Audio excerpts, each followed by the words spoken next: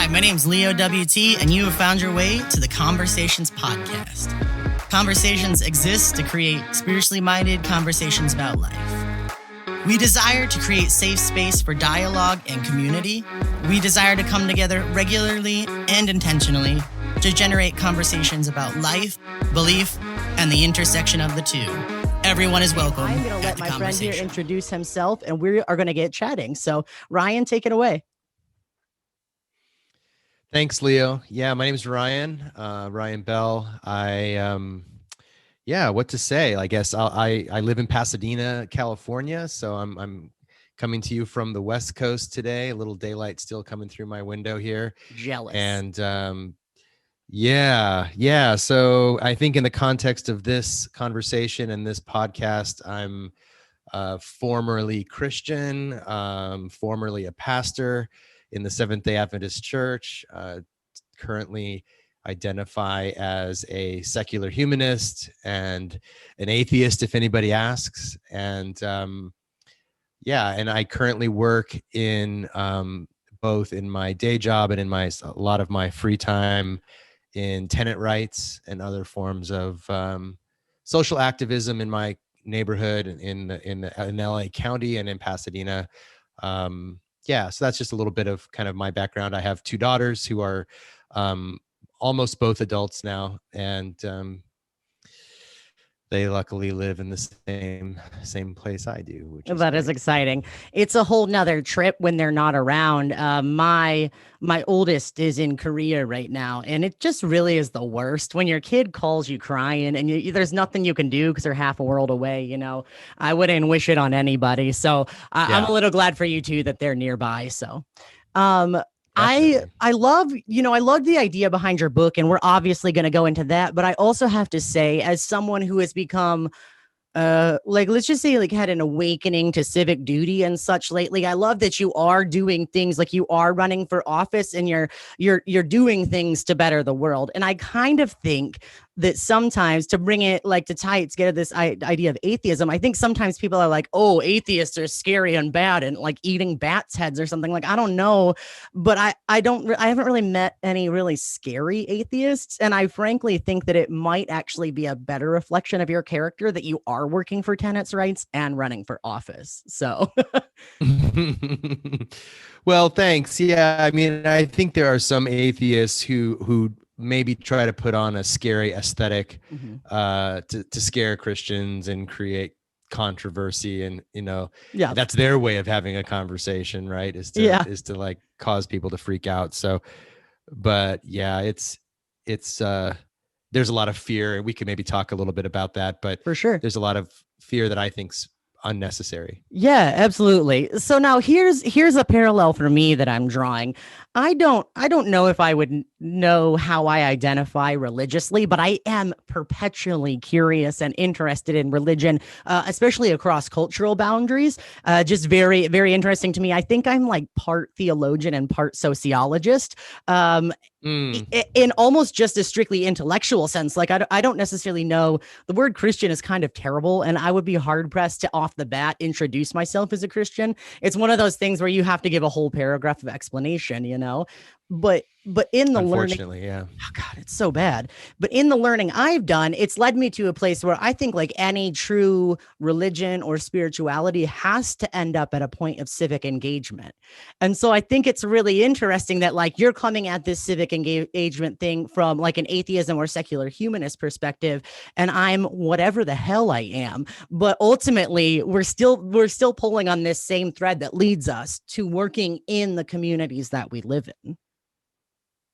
Yeah, and I think there are different strains of Christianity that try to do that as well. And I think Judaism is another really important example of like a religious community that sees like how its members engage in the world in the here and now as very important, and if not central to what it means to be a person of that faith. Yeah. Evangelicalism in a weird way, became very escapist and focused on the hereafter and preparing people for a life in heaven, and maybe a subtle to not so subtle disregard for the world as we have it here. And the old hymn, "This world is not my home. I'm just a passing through. Yeah. Really defines a lot of people's theology. Even if it's not a consciously thought through theology, it's sort of like that implicit underlying belief system that, yeah, the climate may be changing, or that, people may be poor and unable to provide their basic needs, but a better world awaits them in the hereafter. Yeah, and that's so weird to me because I guess I just had this feeling from the beginning. First of all, I don't know how I, as this ball of queerness and ridiculousness, came out of my evangelical conservative environment, because, as I frequently say, I was double fisting the Kool-Aid. Like, not only was I a church kid, but I was owning it. I was living my best life. And it just, I don't know. There was just this weird sense of detachment that happened. And I've found that, like, the more detached from evangelicalism I get, the more I'm seeing that I need more than just an insurance policy. As a matter of fact, I think that even if there was no God and there was no afterlife, what I'm doing now should still matter. Like, my belief system should have an impact now, you know? And yeah, and I think that there are theologies, contemporary theologies that emphasize that. Even, relatively conservative people, but like N.T. Wright, have spent some time sort of trying to argue that you can have a sort of, broadly speaking, evangelical belief about, say, the Bible and salvation and all the rest, and still argue that what you do now is part of the process of redemption, I suppose. Yeah, it's a bit of a, the work of theology, I think, is often like trying to make sense out of things that don't make much sense. So definitely, I think it is, and so I think there are some inherent contradictions there, that the task of theology is to try to solve those contradictions in a way that's convincing to enough people. And if that framework helps a person, like, I think if a framework of Christian, broadly speaking, Christian theology makes sense of the world for a person and helps them engage, that's great. Good I on think, you, yeah, we're all bud. good. Right. I think in reality, though, a lot of people, even if they don't acknowledge it, still feel like this world is sort of a dry run for the next one, and we just have to get through it somehow. But that's also not to say that there are a lot of, secular people who are totally disengaged from, making the world a better place too. So it's certainly not a unique problem faced by Christians. Yeah, it's definitely like an intersectional disconnect, if you will, between religious and a-religious spaces. And I don't know, it's so interesting to me, because I guess especially with the way I grew up, like, atheism was always just such an other. And now that I've experienced being othered, right, it's not so scary to talk to the people on this side of the fence. You know what I mean? I'm already in heretical waters. So, like, let's go balls to the wall with that and talk about it, Do me a favor. Yeah, for sure. When you say secular humanist, would you mind breaking that down for us? Because I'd love to see, like, kind of where you are now, and then we'll work backwards to how you got there. Sure. Yeah. So I think the two words are, each doing some lifting.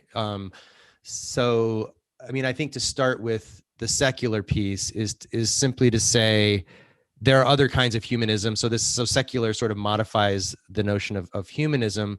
And the secular part is just the idea that we live in a world that's not enchanted. At least not enchanted in that typical sense. I mean, I think people are quite enchanting, so yes, and nature is quite enchanting. And so in that sense, sure. But that we live in a system, a world system that is defined by naturalism, by science, by the things that we can see and experience and touch. And of course, science has brought to life things that we previously couldn't see through, absolutely, microscopes and telescopes, and, other scientific instruments help us see a world that we thought wasn't there before. So I'm totally open to the idea that there might be more world that we think isn't there, that may be there as we continue to learn and grow as human beings and discover more about our place in the world and in the universe. but that ultimately reality is sort of defined or confined by a set of scientific assumptions that seem to do a pretty good job of describing that reality. So not an interventionist kind of world where spirits or gods intervene from the outside, or I sometimes say, no one is coming to save us. Yes, So absolutely. it's us here that have the responsibility. So that's the secular part. The humanist part is basically saying that human beings aren't. I think sometimes humanism is misconstrued as saying that humans are, and I think maybe one could make that case, but really humanism is about who, like the locus of responsibility, that as a person, I'm responsible for my choices, my actions in the world, and what I do with the time that I have is ultimately something that is my choice and is consequential. That my choices are not something that don't matter. So human beings able to solve their own solutions without sort of the idea of a God intervening to fix things. Yeah, absolutely. That's kind of a crude summary, if you will. It's like it's a crash course, right? Humanism. It's not really a belief system or religion in that sense, but yeah. Yeah, absolutely. And one thing I'm hearing like a lot in what you're saying is like you're putting yourself in the driver's seat a little bit more than I think I hear from people who are religious, and that's a broad swath, you know what I mean? And that's not a fair brush to paint everybody that's religious with, because that's not reality, right? But it's painting, or it's putting yourself in a driver's seat a little bit more and kind of taking ownership of like, it's us, you know what I mean? We're here and we're doing this. And I think that's honestly something that would be quite valuable. I've written about this, and sometimes in different places, and talked about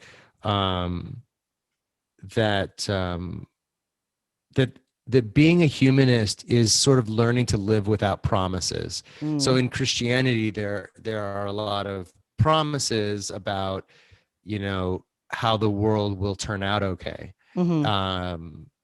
for maybe for all creation, depending on your theology, or for God's chosen people. But one way or the other, like, God is in charge and things will turn out okay. Humanism does not have those promises. Like, so we embrace life without the promise of a better, things could go completely to shit, and climate change could really accelerate exponentially, and things could get really bad, and that could be essentially the end of, in the next 50 to 100 years, could be the end of the way that we understand, human civilization today. Or we could make different choices and things could turn out differently. So that's kind of what I mean about, like, there's not a sense of promise where, we used to say with Martin Luther King, like, the moral arc of the universe bends towards justice as a matter of like axiom, that's the case. And these days, I don't believe that. I don't believe that necessarily the moral arc of the universe, I don't even believe there is a moral arc of the universe. So it is what we make it. Yeah. And so, yeah, TikTok, we gotta get busy.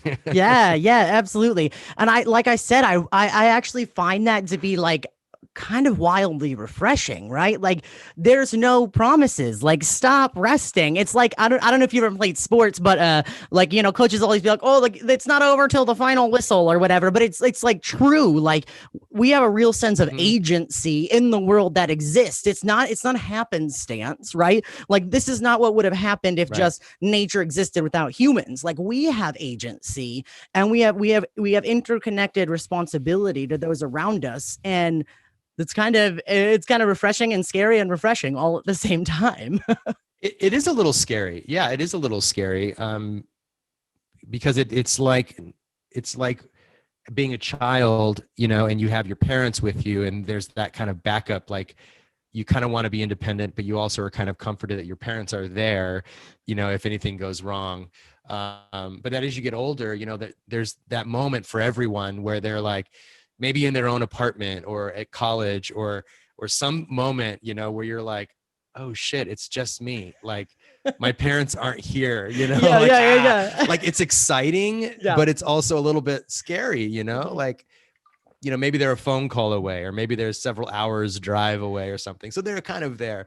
And then, I think part of growing up, and I don't mean this to be condescending as probably it sounds, and sometimes it's sort of inevitably sounds a little condescending, that the part of growing up for me, I'll just put it on myself, is, realizing that God figure in my life was in a way a kind of parent that I was unwilling to let go of. I wanted that security blanket, that sense that God was looking out for me. But when I stopped and really looked at it, I realized, at least in my understanding of it, that there wasn't that, like, that wasn't part of it. I was imagining it, or I had created a belief system around it, or whatever. Right. I had justified God's silence or God's inaction.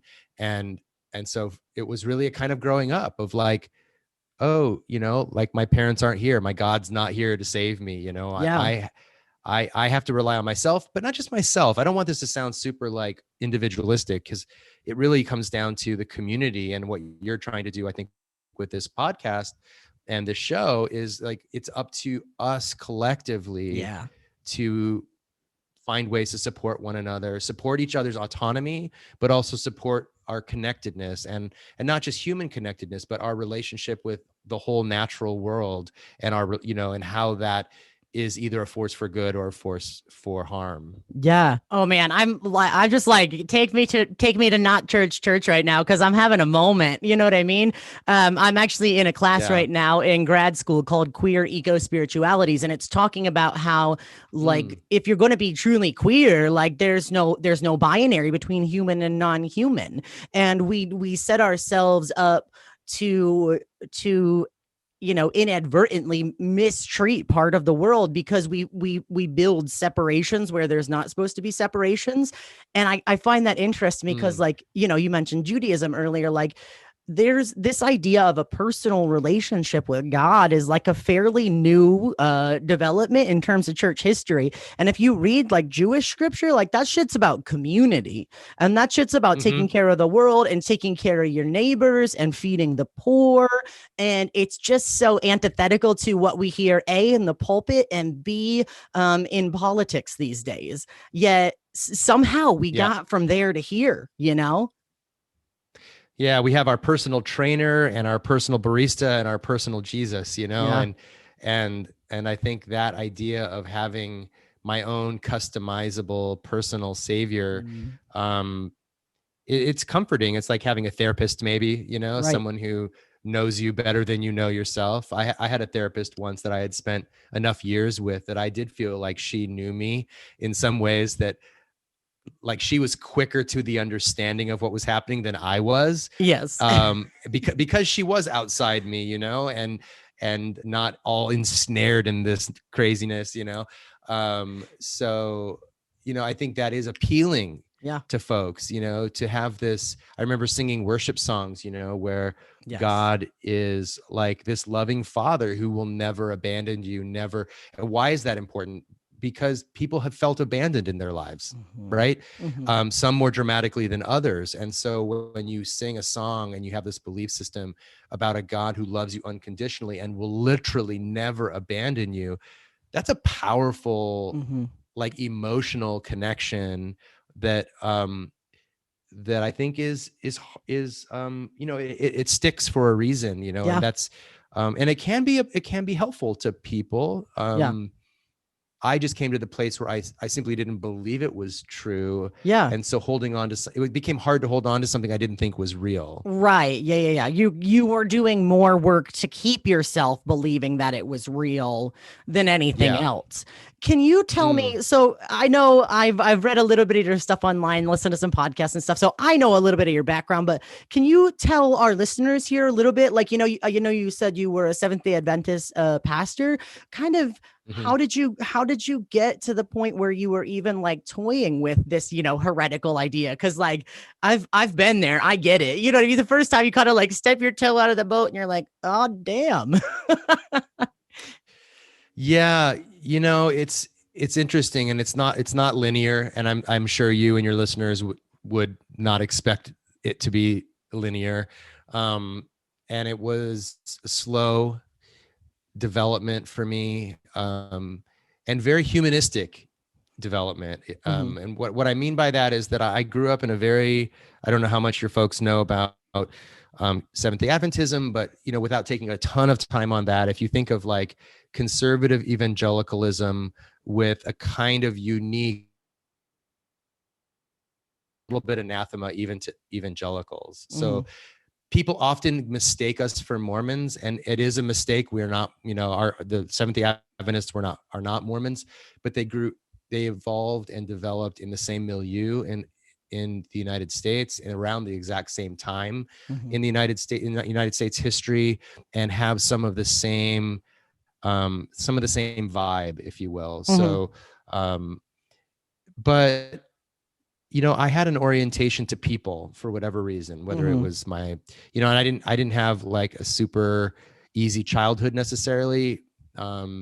But I didn't have like the worst childhood either. So Hmm. I think I grew up with a sensitivity to people. And so my theology was always informed by this kind of sociology, as you said Yeah. earlier, and a very specific relationship to people. And so theology is kind of like philosophy, right?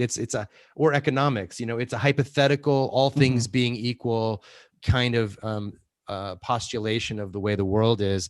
And then you meet people, and they don't fit neatly into those categories, right? Never. Like, people like you, for example, were never Yep. meant to fit into the theology that I was taught. Right. And then I meet you, right? Or Yeah. someone in your same situation. And now my brain is like, wait, how does Leo fit into this theology that I have? Either I reject you, or I reject my theology, or I modify my theology to make room for you, Right. because, and not just because, but because my theology actually teaches me to love everyone, if I'm coming at it from that perspective. And so you try to find like the places where there's some malleability in the theological system, Yeah. or certain principles trump other principles, like higher order values. And so I gradually just realized that my theology was pretty exclusive. I wouldn't have thought of it in those words necessarily, or expressed it in that way, Right. but it did have a lot to do with meeting people who broke the rules that I Hmm. was raised with, but loved God, in their own way, Right. and making a decision to allow for those people to be a part of my community. I know that sounds super like patriarchal or sort of condescending to say, to allow them to be a part of my Right. community. But in the beginning, that's exactly what it was. Like, that Yeah. was my first step, was, okay, these folks can be a part of this. And just to put a little bit finer example on it, like, we're not just talking about like I'm talking about people who smoke cigarettes, for example. Like in Adventism, you can't be a member and smoke cigarettes. Yeah. And you could be, in the olden days, not so long in my lifetime, you could be kicked out of the church for smoking. Hmm. So it's not just, being queer or being non-monogamous or something like that. Like, things that we consider today still out of the mainstream, certainly in Hmm. the Christian mainstream. And then 9/11 happened. That was another big event for me. So I Hmm. was right around 30 years old, I think. Yeah, on 9/11. And I had a little one, less than a year old. And we lived in that area. And it really, for me, shifted a lot of things. I began to realize how American theology was steeped in American imperialism, and how a lot of Christianity was not about the kingdom of God, but was rather about lots of other political realities. Yeah. And I was introduced to Muslims really for the first time. Hmm. I mean, I knew about Muslims, but Right. now allegedly these Muslims had flown airplanes into buildings, and I had to grapple with why they would do that. And Hmm. claiming that God was their God, maybe our God, was advising them to do that. And then hearing our president say that God was advising him to go bomb them. Yeah. And I'm thinking, is that this is supposedly like the same God, or maybe competing gods? I don't know. And that's a huge like worldview shift, you know? Yeah. Yeah, absolutely. So that really started relativizing things for me. And then I was a pastor in Hollywood, California, where I would say fully a quarter of my congregation were LGBT, and in a church that, in a denominational system that did not sanction that. And we started getting involved in other social justice efforts, and little by little, it became clear that the denomination did not see what I was doing as gospel ministry. Right. They saw it as maybe good stuff to do, but not really the gospel. Yeah. And we eventually came to a parting of the ways over those issues. And then I just started looking into my faith more generally and realizing that, or just asking the question, like, is God really there? And we had some explorations like that in our church, even when I was a pastor. Oh, cool. Looking at the absence of God, some death of God theology. You know, because it's not like you and I are the first ones to consider from within the Christian tradition that God may not exist. You know?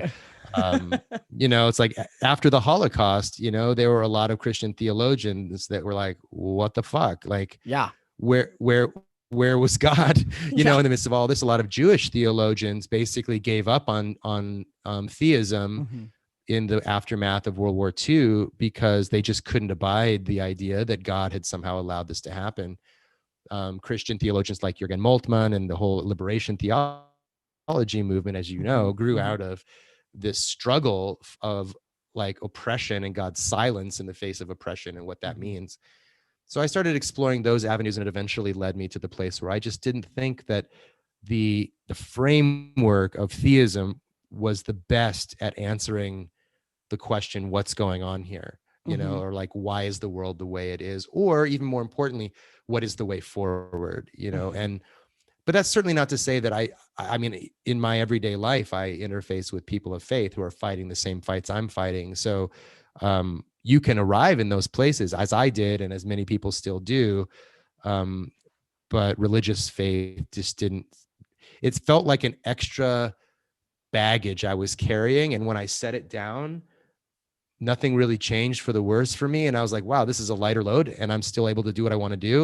And I don't have to carry this extra thing and explain it to everybody and try to like shoehorn my political beliefs into my Christian beliefs and try to make them like sync up in some way. It was just simpler to deal with the world as it presents itself to me without this metaphysical sort of filter. Absolutely.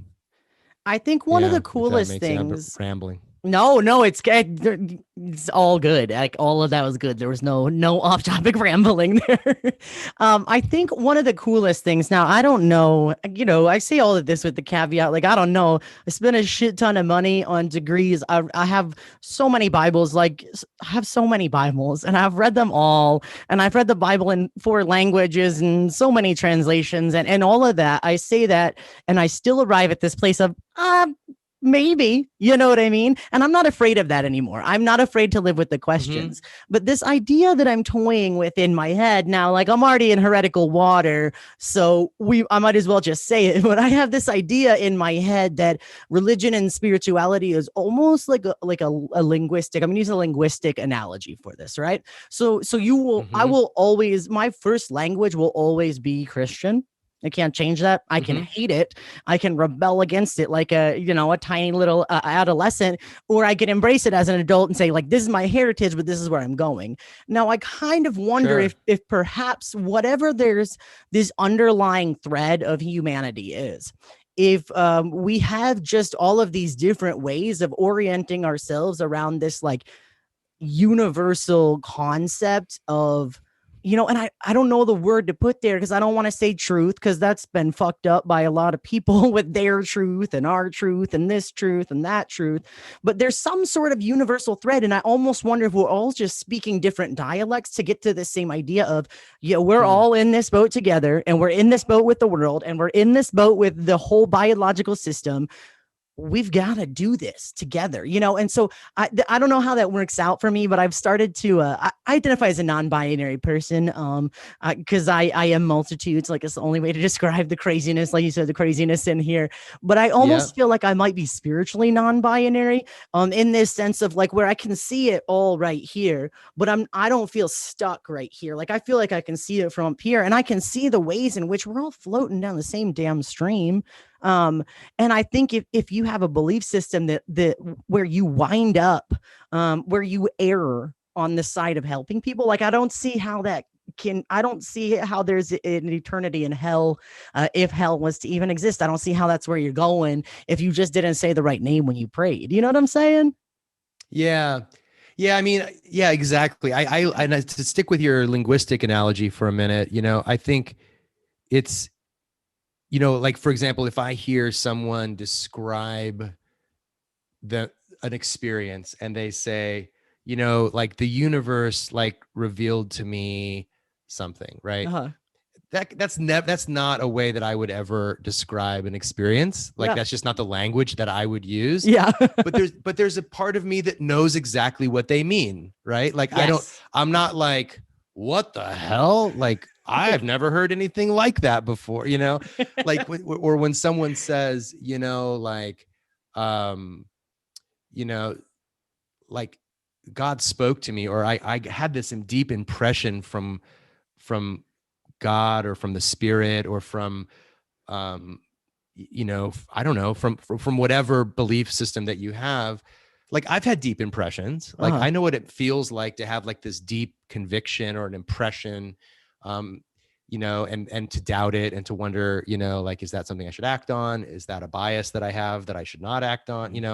I might call it intuition. Someone else might call it the voice of God. Right. But I get what they mean. Right. Yeah. And so I think this principle of do no harm, we all do some harm. We can't probably always avoid doing harm, but to work at that, to say, my goal here is not to say, all Christians are stupid and living according to some fairy tale or anything else like that. But to say, like, some Christians can really weaponize their faith and do lots of harm. And some atheists can weaponize their non-faith and do lots of harm. And so and I've often said to atheists, like, being an atheist doesn't predict for any other thing, like any other way of being or thinking. Right. Like, you can have Richard Spencer, who says he's an atheist, and you could have, someone who is, obscure without any fame, of serving the poor, and be an atheist. Like, so, it runs the gamut. So just this one binary question of, like, is there a God or not? It's an interesting one. Yeah. It's a one that's preoccupied humans for, as long as we've been able to express our thoughts in words. And it's worth debating. I think, like, it's fun to talk about. And I think it does have implications. I think sometimes when there's this external actor, it can, open up other types of ways of thinking that may or may not be helpful. But at the end of the day, to me, it's how you hold your faith, how you hold your beliefs, whether those are theistic beliefs or non-theistic beliefs, and how you act in the world, because at the end of the day, this is humanism again, right? Like, I think I only have control over me, like, ultimately, like, I can make choices about myself and how I'm going to act in the world and how I'm going to behave with the people that are around me. And to some degree, I can attempt to influence others, but, ultimately that's not within my control. I can have some influence maybe, but, right. And to use that wisely, and to think, like, is, like, in my tradition, God disapproved of, eating pork or drinking wine, and it came to me just like, it just kind of hit me over the course. And I was still a Christian at the time. I'm like, of all the things that are happening in the world, you think God's really up there, maybe somewhere up there, like, really worried about what I'm drinking, Totally. like really obsessed with like what I'm drinking, when there's people who don't have a place to sleep or food to eat, or children who are starving, or any number of other atrocities that are happening. And I was just like, look, I only have so much bandwidth. Like, I just want to focus on the things that I think are the most important, and to enjoy life, and to Yeah. enjoy the things that are around me, to experience love, to enjoy a good view, a nice Yeah. hike, good, Yeah. a good experience of nature, food, whatever. And to have less anxiety Oh about, God. Yeah. fitting into some kind of narrow system. Oh yeah, for sure. My brother and I always talk about like waking up in night sweats, wondering if we fucked it all up or we're going to hell. Like, So I That's have a a terrible question. thing to put on Oh someone. my God. Yeah. Yeah, we should not be teaching this to children. That actually seems abusive. Like if you take the religious language out of it and you're like, so there's this dude, he's going to watch you for a while. He's going to be like, he's going to take care of you when I'm not around. But if you do something wrong, he's literally going to set you on fire. Like this would be such a quick CPS call. Not good. Not cool, man. Not cool. So I have a question for you that I posed this in the conversations group, and it is part of my deconstruction story. Deconstruction is like a sexy evangelical word right now that's going on. I didn't know that that's what I'd been doing for 10 years. I just thought I was fucking everything up, but apparently I was deconstructing. There you go. But so deconstruction is just this idea of unlearning unhealthy beliefs. Some people wind up deconstructing and still an evangelical. Some wind up still a Christian. Some wind up an atheist. Some, you know what I mean? Wherever, just, but the process is deconstructing, coming from some place, going to an unknown destination. So I always ask people, for me, I've always just sensed that there was something more, right? And so I couched that in theism for most of my life, but there is nothing that will force you to reconsider what you believe more than to know that you are innately something that your religion hates. Right. And so I realized after the third exorcism, there was 3 of them.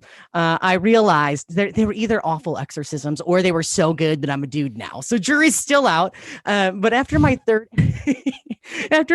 exorcism, I was at the mall with a friend 10 minutes after, you know what I mean? and there's this beautiful girl that walked by. And so just instinctively, I was like, not a creepy dude way. Let me clarify here. Sure. But just like I just innately looked, and then in that moment it clicked in my head and I was like, yo, shit, I didn't choose that. Like that is something that is innate. Right. And so what I do with it, I can wrestle with that as much as I want, but that was just a thing. There was no conscious thought. And so either God hates me for something that I am, or the story's different than what I've been told. I say all that to say, when I started this process of the world fucking crumbling around me, I decided that I was going to focus on what my non-negotiables were as a person, because I felt like as long as I had non-negotiables, as long as I believed in and was working towards something, like that is what I could focus on, right? Like I could hold on to the core of my identity while I figure out everything else. And so for me, what I settled on was the idea of shalom and the idea of agape. So like working towards complete peace. And that's just not me. That's God and man and man, God and human, you within yourself. Like that's everything, right? Shalom is this overarching concept of everything being at peace. And agape is this idea of just like literally unending love. Like and in human terms, that's going to be the best you can do, love. You know what I mean? We're fallible, right? But I figured I would hold on to those. And those are my same non-negotiables today. I actually have them tattooed on my knuckles here. Because I figured there's no other reason to read the Bible like in modern day times in a dead language. So I might as well get the dead language tattooed on me. Like, why not? I got a little dead language tattooed on me too. Yes, there we go. See, you got to do it. You got to flex sometimes. Like this might be stupid knowledge that'll only help me on Jeopardy, but look at me now, You got to do what you got to do, right? You got to make the best out of the situation. So, but that being said, Totally. like, do you have non-negotiables for you of your belief system, right? Like, what are the things that Ryan is like, these are the things that I will never recant on because these are the things that I think should happen. I asked this to my friend, Lulu, who recommended me to you, and she had a couple cool answers I hadn't thought of. So I'm really curious to hear yours. Yeah. And I'm curious, maybe after I've, fumbled around on this for a minute to hear what she had to say. Yeah, I'll totally tell you. So the biggest thing, and this might strike you a little funny, like this is not kind of what we set out to discuss here necessarily, but in a way it kind of is. And but probably the thing I most identify with these days is socialism. Okay. And so I think for me, a non-negotiable is like reducing human suffering or creating the conditions for human flourishing. Yeah. And I think that, like, I believe that the world is enough. Yeah. For all of us, and Yeah. not just humans, but everything. And that we've created a system of exploitation that makes it very difficult for the vast majority of us to approach anywhere near like a real flourishing. Agreed. And I guess another way of talking about that is freedom, the idea of human autonomy and freedom. And so when I think about political movements, when I think about movements for human liberation, whether that would be the movement for Black Lives, whether it's, social movements that I've learned from and continue to follow, whether it's the labor movement in the United States or movements in South and Central America and Africa, Haiti. To me, it's the right for people to self-determine the course of their life, to have the freedom to live the way that they choose to live. And I think we can structure a world that allows for that. Yeah. But we can't structure a world that allows for that while we're doing the things that we're doing, many of the things that we're doing right now. And so I guess in terms of non-negotiables, I believe in, and this is going to sound weird in a sort of post-evangelical conversation, but I believe in life. Like I believe in life having its chance, and creating the conditions in which people can really live and be free. Yeah. And right now people are not free. Yeah. And, I enjoy a measure of freedom, probably, heretofore unimagined in the history of the world, in terms of the long scope of things. Like I pretty much do what I want, but I'm also an employee. I also pay a lot of rent. There's a lot of things that constrain me. And I think when people are, ask themselves the question, like, if you didn't have bills to pay, like, what would you do? And the answer to that is so revealing. Like, some people would paint. Some people would write books. Some people would, help people design their hair the way you do. Some people would, you would do that because that's what you love to do, not because you have to do it to pay your rent or something like that. Absolutely. And I think just imagining a world like that is for me a non-negotiable. And I'll drop a quick book recommendation here. Along these lines. It's a bit of a long book, and it rewards a slow, close read, but it's definitely accessible. It's not, I'm going to say a few words about it that's going to make it sound inaccessible, but everybody should be able to approach this book. It's by a Yale philosopher named Martin Hegland, and the book is called This Life. I always get this mixed up. Secular Faith and Spiritual Freedom is the subtitle. All right. And he basically talks about the kinds of things I've been talking about right now. And when I read it, I had that kind of instinct, that impulse that perhaps you've had, where you read this book and you think, number one, I wish I could have or would have written this book myself. Right. And number two, very quickly after that, though, recognizing like there's no way in the years I have left in my life that I could learn enough to have written this book. Right. So thank you. It's like, but this person is expressing in words that I could never have put together in that way exactly how I felt, and then challenged me further. Yeah. So highly recommend it. This Life by Martin Hegland. All right. I'm dropping a link to it right now. Awesome. And whether you're a theist or not, I mean, I think you can learn a lot from it. You'll be challenged. If you're a very committed Christian, you might have some issues, especially with the first part of the book, but just hang in there. He's not trying to deconvert you or anything like that. Right.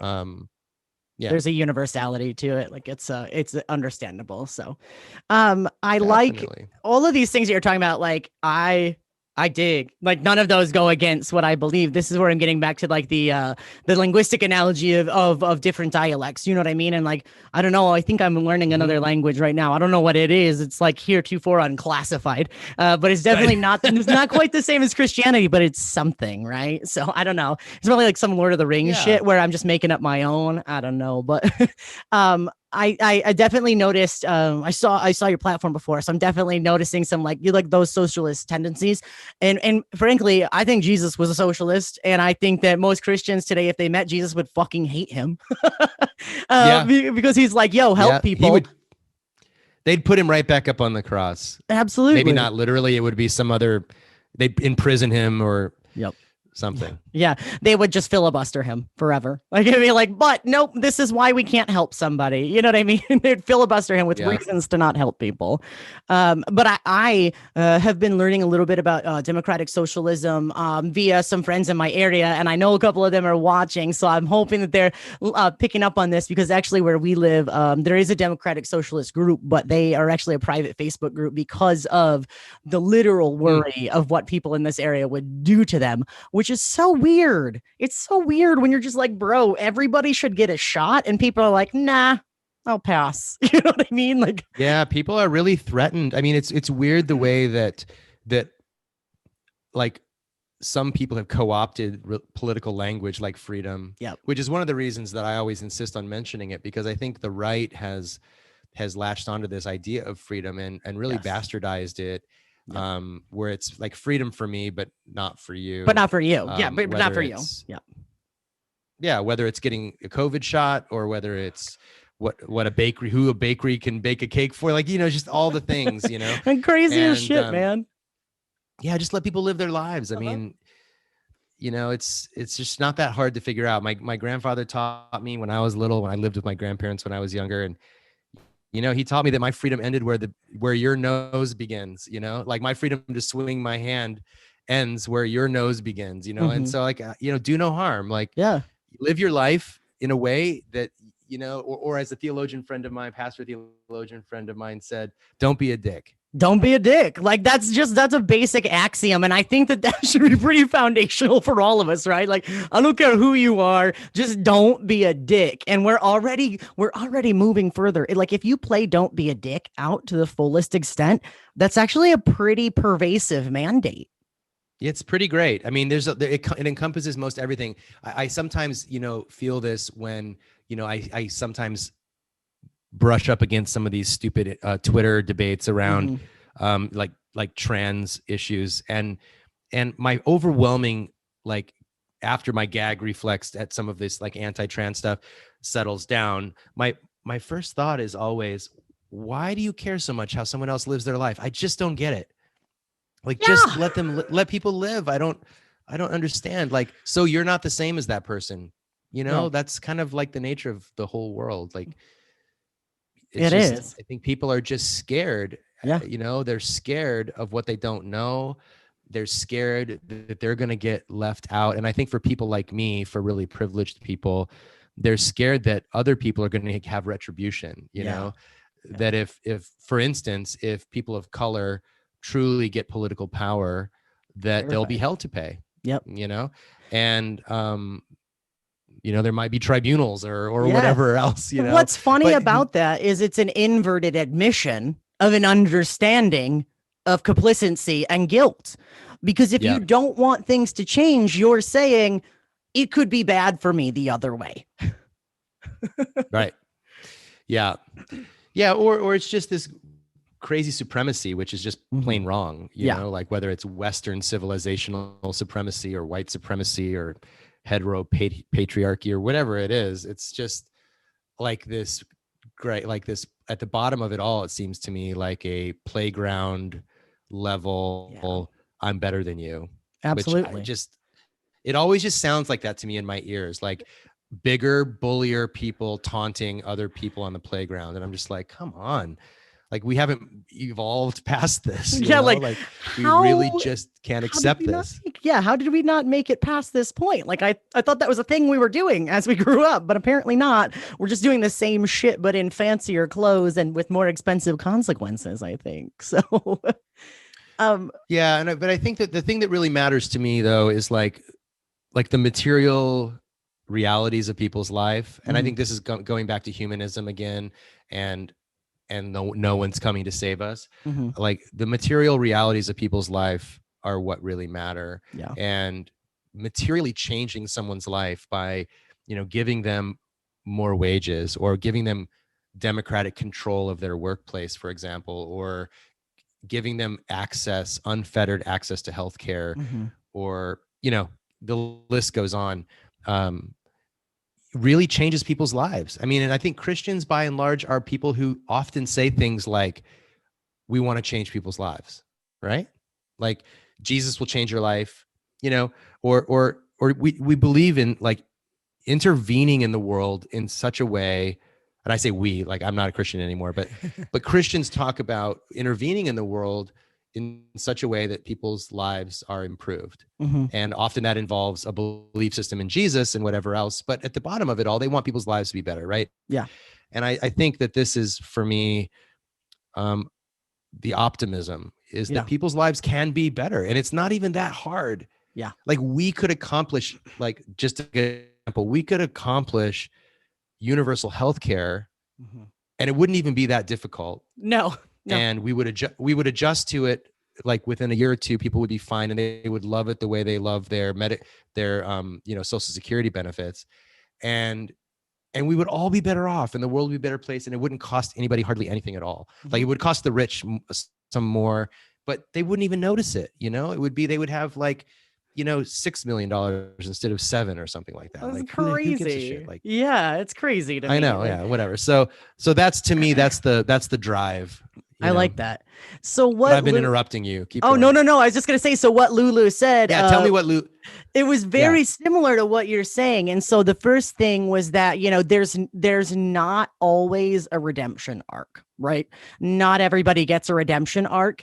And we need to grapple with that, and not, like, you have to understand that reality, right? There is no, I just like, especially when people die, I hate when people are like, they're in a better place. Like, how do you know, bro? Like, I read the Bible. I'd like to think that things are better, but like, I don't know. And so sometimes I think we have to sit in our humanity enough to admit that there might not be a redemption arc. So that was her first non-negotiable. And for her, she was saying that was essentially freeing to realize that, like, just a acceptance that we're not going to pretend anymore, because everybody knows that that's not always true.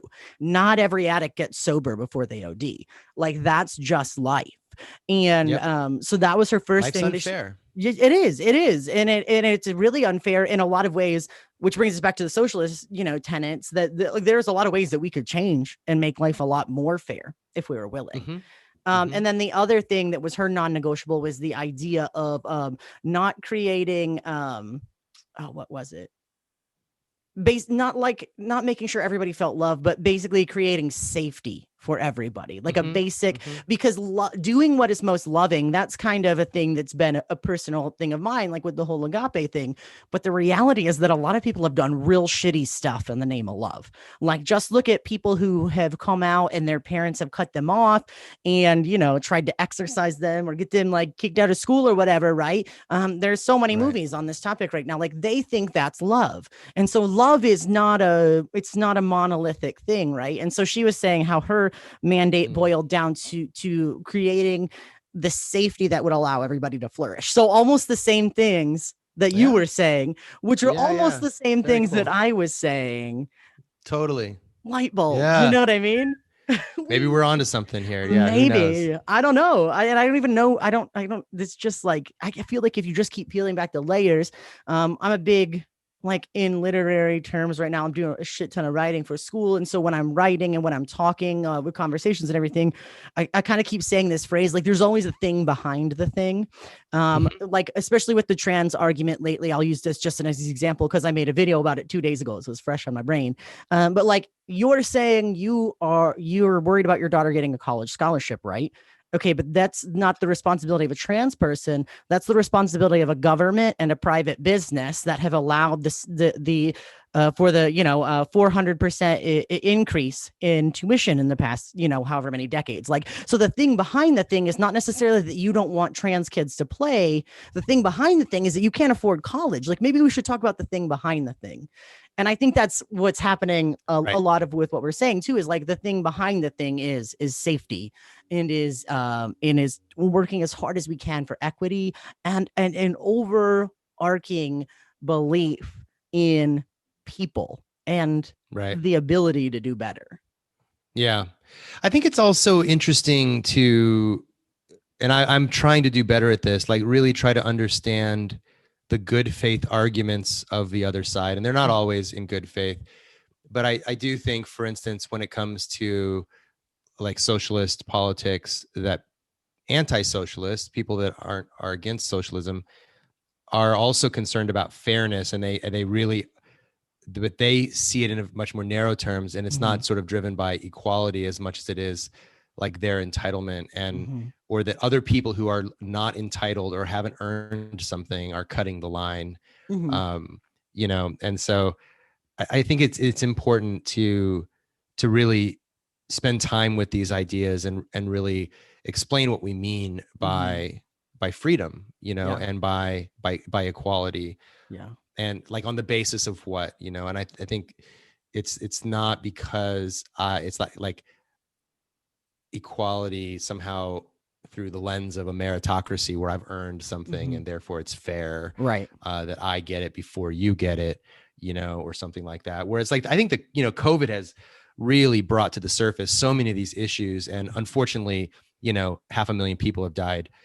That's, almost unimaginable in our lifetimes, and I mean, it is unimaginable in our lifetimes. And, but it has also laid bare some of the basic inequalities in our world, and created some social experiments in inequality, just like who gets the vaccine first and how do we decide, has been a really interesting and kind of fucked up like rollout, really, like it's like here in California, it's been like, I think we all agreed that people over 65 would be first and healthcare workers would be first, because they're obviously out there helping other people in the healthcare context. But then it was just like this broad-based, age-based system, not like frontline workers who are supposedly heroes, but didn't get the vaccine, because they're working in warehouses and in factories, in, slaughterhouses, in, grocery stores, bus drivers, people that are out there every day putting themselves on the line. But if they were like 40 and not 60, there were plenty of people who are comfortable at home getting the vaccine. So, I mean, and maybe we can't create a perfectly fair system, but we could certainly do a hell of a lot better than what we've been doing. Oh man, I agree on that so much. Like we could certainly do better. And I think, what I think is interesting, and this is all intermingled for me in terms of religion and spirituality, is that this conversation that we're having, right? I think a lot of times when the thing behind the thing that I hear, especially when someone who lives in Cattaraugus County and lives in a trailer that has a tarp over the roof and has like 3 non-working cars in their front yard, and they're concerned with equality because they work hard for what they got. I'm like, you're fighting the wrong windmill. Like, you don't need to fight the black people, bro. Look at the people on the other side of the spectrum. And so the thing behind the thing is, and I think this is something that honestly, like, the right's not dumb. Like, this was a strategy, right? Is if you can keep the middle class fighting the lower class, if you can, in the case of the creation of race in America, if you can keep the indentured white people fighting the enslaved black people, there's always these other people at the top that benefit. And so the thing behind the thing, bro, is like, I got to look at this person over here who's like Joe Trump supporter, right, in my town, and I'd be like, you have a right to be mad. You got gypped, you know what I mean? You got screwed over, but you might want to look at the source of your rage a little bit more carefully, Yep.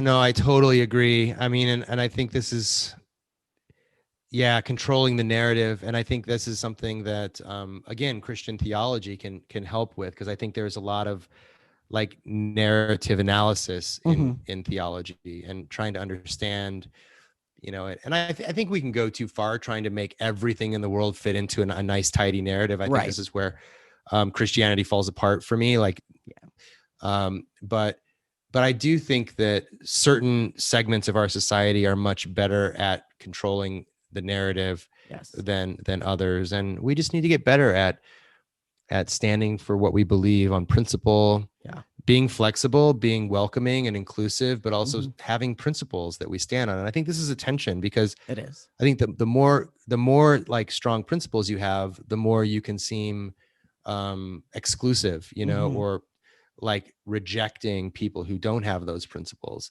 So I want to be really, like when you talked about non-negotiables, I think that's a really great way to think about it, because I want to be very clear about what my non-negotiables are. And I've been struggling with this lately, just for myself, like, because I don't like being in arguments with people, I work in housing, and I think that the whole idea of landlordism is a corrupt system. Like so I often say, like, I dream of a world with no landlords, Mm-hmm. but I happen to be in relationship in my city with people who are landlords, and they hear that and they're like, how dare you, and I'm like, look, I don't hate you. I don't want you to die. I don't want you to go broke. I mean, I'd like for you to be like more towards like where the rest of us are. Right. But a lot of landlords, aren't making a fortune either. They're part of a system that maybe when they entered into that system, they didn't understand it. Maybe they still don't understand it. But I was reading, as a lot of people did this year. I read again. I've read the a lot of Camus through the years, and I read The Plague again this year, as a lot of people did, and it really came home to me again. And a kind of another non-negotiable for me, I think, is really taking the side of the loser or the weak, people who are kind of losing in whatever system exists. Yeah. Because there's probably, if you align yourself with those folks and learn about them and hear from them and listen deeply to them, I think that's where you learn about where the fissures are or like where the gaps and the broken places are in any societal system. Like the people that are being left behind in that system can tell you like what's wrong with that system. Yeah. So I even if I don't understand what the solution is, I think like listening to people who are oppressed and marginalized will almost always teach you a lot about what's wrong. And then it's a matter of figuring out what to do about it. Right. You can never go wrong by listening to people who are on the losing end. Yeah, no, that's actually beautifully poetic. I'm going to be chewing on that for a minute though, because you're absolutely right. Like if you're aligned with the margins, and if you're aligned with the others, and if you are aligned with the disenfranchised, no one's going to have a better view of the system. I think that's why it's important, in religious and in political circles. I'm thinking, for example, of like we're doing a police reform board here in my town. Our mayor is absolutely dragging his feet, doesn't think it's necessary, doesn't think racism exists. Shocking that a retired police chief who now is a mayor, who is white and cis and straight, would have no idea that we need it. But one of the things that the Olean Regional Justice Coalition that I work with has been pushing for is that there must be people who have had interaction with the police department because of an infraction must be on that committee. You cannot you cannot have a committee that's going to sit there and say like, this is what we need. And literally our mayor put the police chief as the head of the police reform board. Like no warning lights are going off here. So we're slogging that out at city council and stuff, and through all, social media campaigns. We're working to get some more diverse candidates and stuff. But you have to have you have to listen to the marginalized, and you have to put your pride aside. I'm so glad that you're in that fight, man. I'm really glad you're in that fight. And we're in it here too in Pasadena. Yeah. Right after George Floyd was killed by police in Minneapolis, we had a black man shot in the back. Wow. while he was fleeing by a cop here in Pasadena. Pasadena is only 140,000 people, you know, so it's a kind of a medium-sized city. I mean, it's a city, but it's, you know, it's not like Chicago or Los Angeles. Right. And we're very close to Los Angeles, so we always get sort of lumped in there. But yeah, we're fighting for the same thing right now, to make sure that, and all of the advocacy groups, and I'm part of some of them here, are saying like there need to be people of color on that community advisor, that police advisory board. There needs to be people who have had interactions with the police. There need to be you know, women and men. There need to be people who have a diversity of viewpoints, and not just stack it with people who are going to do what the police department wants. Yeah, it is unacceptable. It is unacceptable that it took us in Olean longer to have one black alderman than it took for the entire United States to have a black president. And it is not acceptable that, you know, that, for example, like our mayor picked an alderman who couldn't stay awake in the meetings. He was like super old retiree, and he literally fell asleep when I was like asking him if he could say Black Lives Matter, to which he woke up and said no. But so like there's people that are in these systems and they're unchecked, and they're putting people there that are going to support their perspective. And that, to come back to your non-negotiables, is not creating a system where everybody can flourish. And I don't care if it's a religious belief, if it's a political belief, if it's a social belief, like if you're in that fight, you got to come out now. And I don't care what gets you there, whether it's the Quran or the Bible or, you know, Darwin, or like whatever gets you there, just show up. Show up, because I guarantee you that if we're all flowing in this stream together, there's a crazy thing that happens when everybody from the margins comes into the center, is that the center looks a whole lot different, you know? Yeah.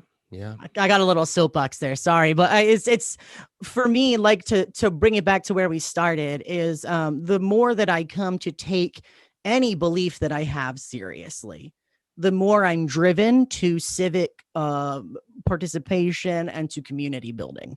And so, you know, that's why conversations started. That's why the Olean Regional Justice Coalition started. That's why, you know, after I was disenfranchised from the church, you know, were I a straight cis female, I would have been ordained 10 years ago, given my degree. And I'm still here 10 years later, trying to slog it out, convincing someone that I should be, you know, you know, involved in church still. But whatever gets you to the table, you go there. And so for me, doing social work got me to the table. After the church was like, nah, bro, I was like, well, where can I go that I can do the same thing? And so I don't care what gets us to the table, but we got to show up. We got to create safety. And it should be an absolute universal mandate that we do what will allow people to flourish. Yeah, absolutely. Yeah. I really like you, man. I feel like thanks for having me on. Yeah, I feel like we could chop it up for another 6 hours, but alas, I'm going to go home to my super beautiful wife, and I'm actually have like 3 books to read before Tuesday for school. So where are you going to school? I go to Chicago Theological Seminary. It's awesome. It's pretty dope. I'm in a Master's of Divinity program right now. I might do Master's of Religious Studies. I don't know. I want to pursue a PhD, maybe in queer theology, maybe in some sort of intersectional, like sociological theology, like how religion plays out in different contexts and geographies and ethnicities and all that. I don't know. I'm just really nerdy, and I'm my friend Vanessa Gomez Brake just got her MDiv from Chicago, I think. Do you know really? Vanessa Gomez Brake? I don't think so. She's a humanist. Yeah, the name sounds really familiar. When I logged on to our orientation event, everybody was either queer, brown, or female, and I was like, I'm in the right place. That's awesome. Yeah, it's funny. I mean, people will often say, like, just because in the spaces that I'm in, I've had, and just in the last couple of weeks, I've had people say to me, "You're queer, right?" And I'm like, actually, I'm sorry to break it to you, but I am pretty normie. I'm pretty normie. Like I'm fortunate. It's a hard cross to bear, but someone's got to do it. So that's right. Someone's got to do it. Yeah. Maybe the script is truly being flipped, and, you know, being in 50 years time, being me will be the hard road to hoe, or something like that. But, It's just so passe. In the meantime, I've had, I know we're over it. White men, man, forget them. And, yeah, but I've had so many good friends in my life in all different walks of life that have just been so generous with me of their teaching me and holding me accountable and pointing me to resources and helping me answer tough questions. Like you were, I saw you were doing an episode on trans athletes and stuff like that, which is the hot thing these days. And it is. and it's great, like not, this comes back to like not expecting every trans person to defend the existence of trans people. Yeah. But it's nice when one or two people, out there that, will help you with that. Cause we do need some people that are helping us understand. Cause, for a lot of folks, it's just brand new. Absolutely. Yeah. And I always think of like the way I think of my role in the world is I used to understand myself as a pastor, but then they were like, yeah, no, you can't be a pastor. And I was like, damn. So I kind of tried to just toy around with what it was that I like to do. And one of my favorite things to do is to be able to voice something that is hard or difficult or complex so that someone down the road who's going through the same thing doesn't have to voice it. And so I always think of that in terms of like another trans person who might not feel comfortable having this conversation, but because I have enough privilege in my life to be safe, to be secure, to have a spouse, to have distance, to have technology, I have a lot of layers of privilege, even as a trans person. I want to use that privilege, right? I'm not going to deny it. I have it, but I want to use that. Yeah. And so perhaps if I speak, then someone down the road doesn't get asked a question about their junk, because really at the base of all of this is like, why are people so obsessed with people's genitals? Like we're talking a lot about minors' genitals right now is what I see happening. So right. I know it's like none of your business, right? Like back off. But yeah, I think that's a beautiful thing. And I think that's something that you could do that requires no degree and it requires no affiliation. Just be a voice when you can and make the world a better place for everybody to flourish. Yeah. Definitely. Fantastic.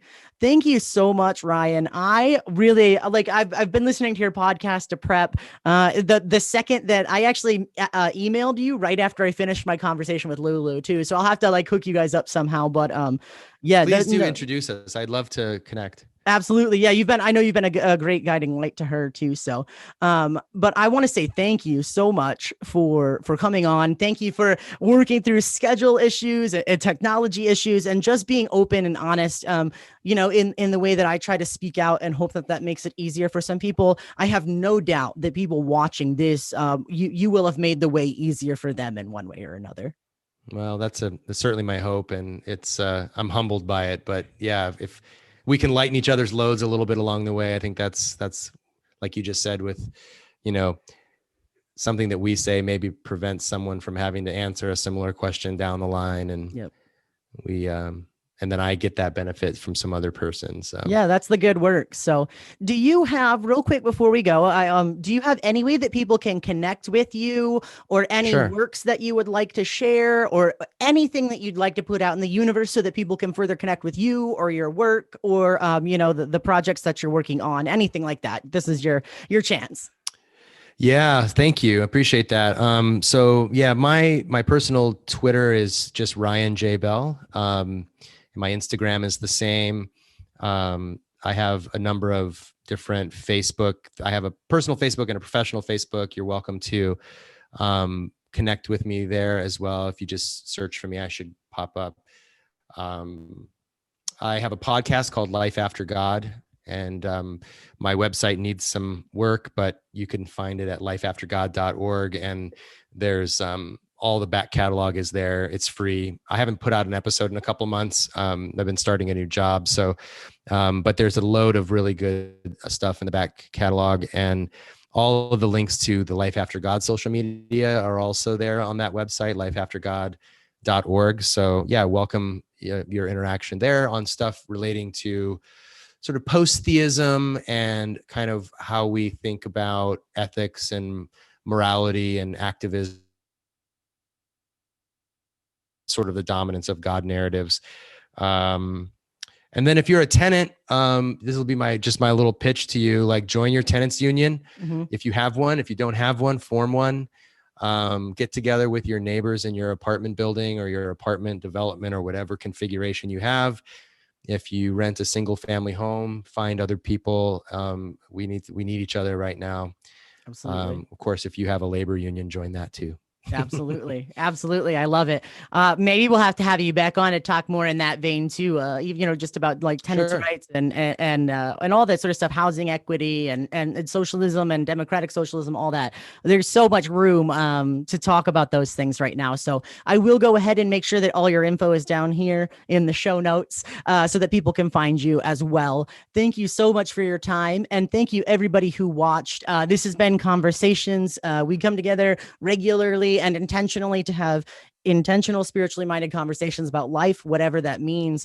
And the most important thing that I want you to know before we sign off tonight is that everybody's voice matters in this conversation and that everybody is in fact welcome. If you want to find out more about Conversations, you can always go to conversationsofficial.com. You can find us on all social media under Conversations Official.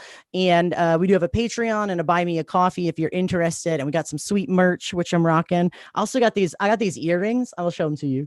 I got these earrings made. I don't know. You got to level up your merch game if you don't have them, but they're actually my logo. My camera doesn't want to focus. Nice. They're my logo now. That's on earrings. So wow. Listen, Ryan, cool. if you need some, I got a guy. So I got to work on my gauge game though. Yeah. Oh man, I started mine when I was like 15, and I just literally pushed the ink cartridge of a pen through my ear, and then I wore a hoodie for like 2 days. Highly unadvisable. Trigger warning, or don't do this, right? But don't do that. So. Well, thank you so much. Have a great evening. Enjoy your sunshine. I will go enjoy my gray sky and really icy weather and not be mad about it. Have a good night, Ryan. Have a good night, everybody that's watching. We'll talk to you soon. Thanks so much. Good night.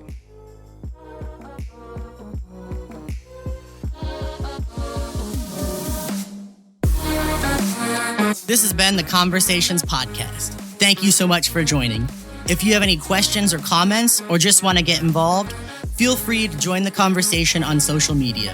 You can find us at Conversations Official on Facebook, Instagram, and YouTube. And please don't forget to rate, follow, and share this podcast. We're available on Anchor, Spotify, or wherever you get your podcasts. Thank you so much for joining the conversation.